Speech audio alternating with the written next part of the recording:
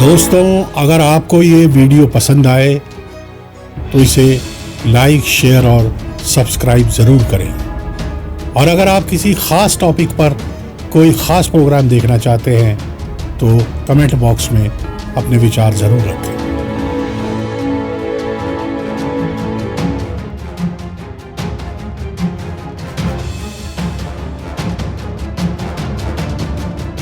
धीरे धीरे मिटी लकीर मेरी,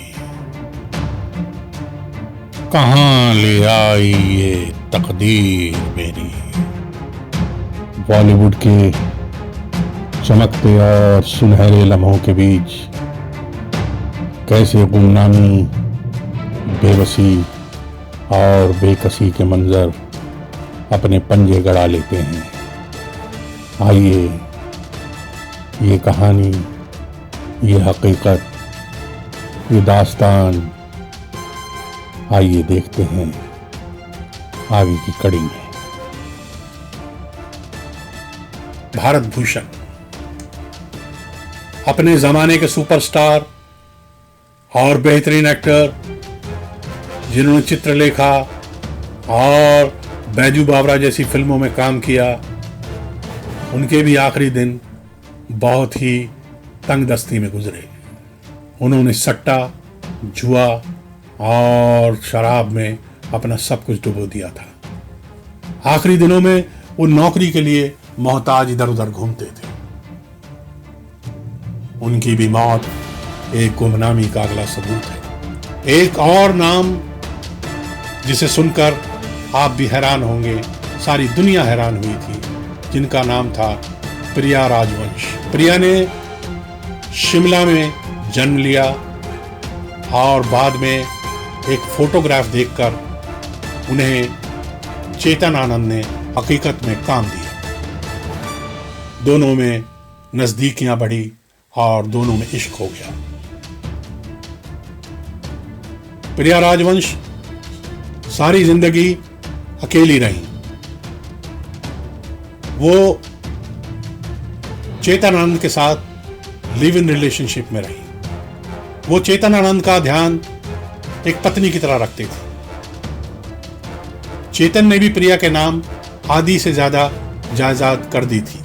बस यही एक वजह थी जिससे प्रिया राजवंश की मौत की मोहर लग गई थी।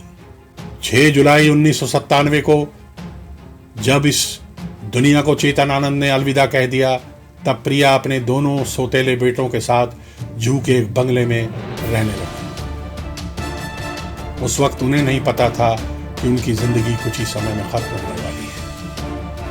27 मार्च 2000 में प्रिया राजवंश की लाश उनके बंगले में मिली। जब पुलिस ने पूरी जांच पड़ताल की तो उनके सौतेले बेटे विवेक और केतन और उनके अपने घर की नौकर और नौकरानियों ने ही उनकी हत्या की थी, ये सब सामने आया।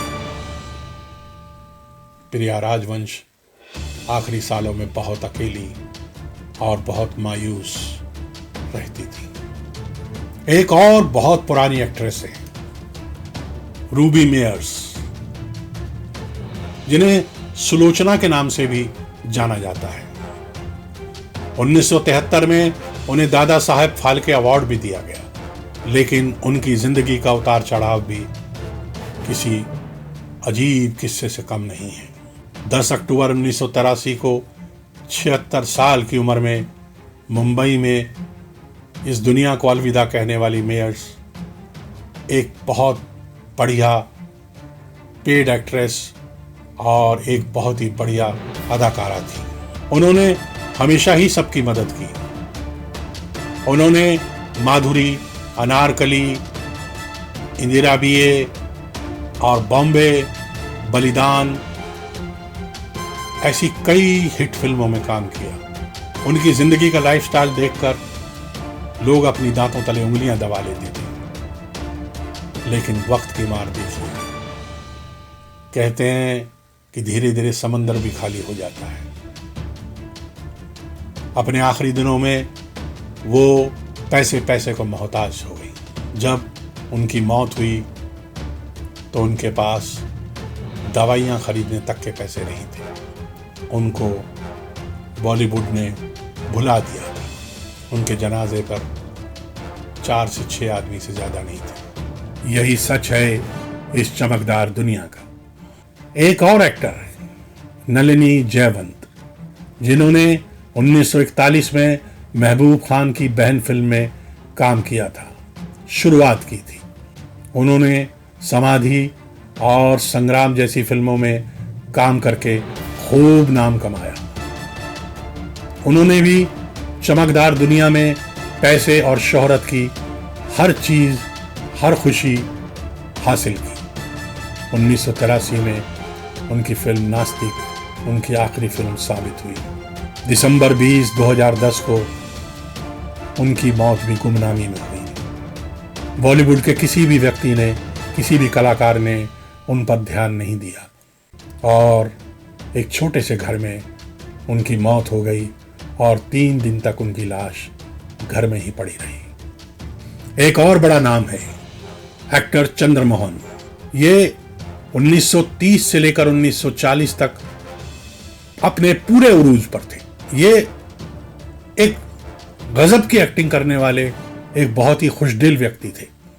वो अपनी गहरी आंखों के लिए और अपनी कर्कश आवाज के लिए जाने जाते थे।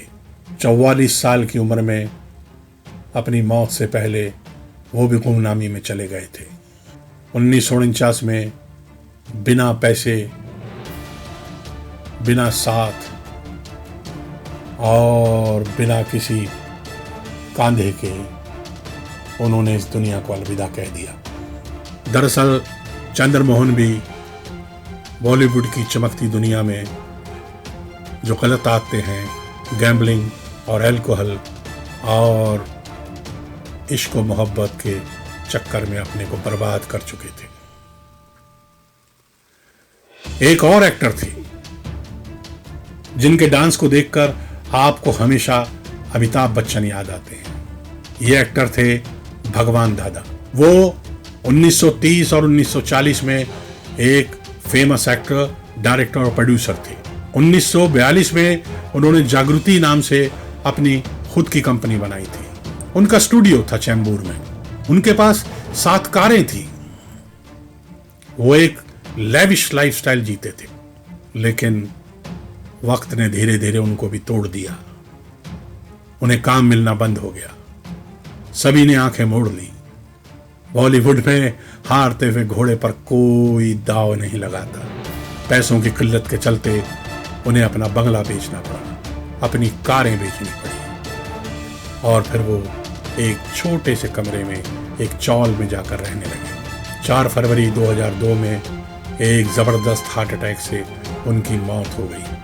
2016 में उनके नाम पर, उनकी जिंदगी पर एक अलबेला नाम से मराठी फिल्म भी बनी थी। भगवान दादा बॉलीवुड की गुमनामी में कहीं गुम हो गए। एक और एक्ट्रेस थी, शायद उसका नाम बहुत कम लोगों ने सुना हो, लेकिन बहुत ही मशहूर और मारूफ एक्ट्रेस हुआ करती थी, कुकू मौर्य। उनकी मौत बहुत ही भयानक हुई। बॉलीवुड की बेहतरीन डांसर, बेहतरीन एक्ट्रेस, जिन्होंने 50 से 60 के दशक में हंगामा कर दिया था, धीरे धीरे अपनी खर्चीली आदतों और शराब की वजह से वो कंगाल हो गई। 53 साल की उम्र में सितंबर 30, 1981 में उनकी मौत हो गई। कहा जाता है कि वो आखिरी वक्त में भीख मांगने लगी थी। वो बॉलीवुड के लोगों के पास जाती थी तो कोई उन्हें पहचानता तक नहीं था। इसीलिए कहते हैं कि बॉलीवुड जितना देता है उससे ज्यादा आपसे वापस ले लेता है। कुछ ऐसी ही दास्तान है सितारों की इस चमचमाती दुनिया की। यहाँ कामयाबी और नाकामयाबी दोनों ही हमेशा अपना वार करने के लिए तैयार रहती है।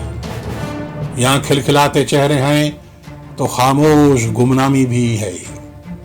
यहाँ ऐशोआराम की तहों के नीचे बेबसी, बेकसी और लाचारी के सच भी जिंदा रहते हैं। इसीलिए कहते हैं कि बॉलीवुड सबके लिए है, मगर ये किसी का नहीं है। चलो आगे चलें सितारों से, मिला कुछ भी नहीं बहारों से।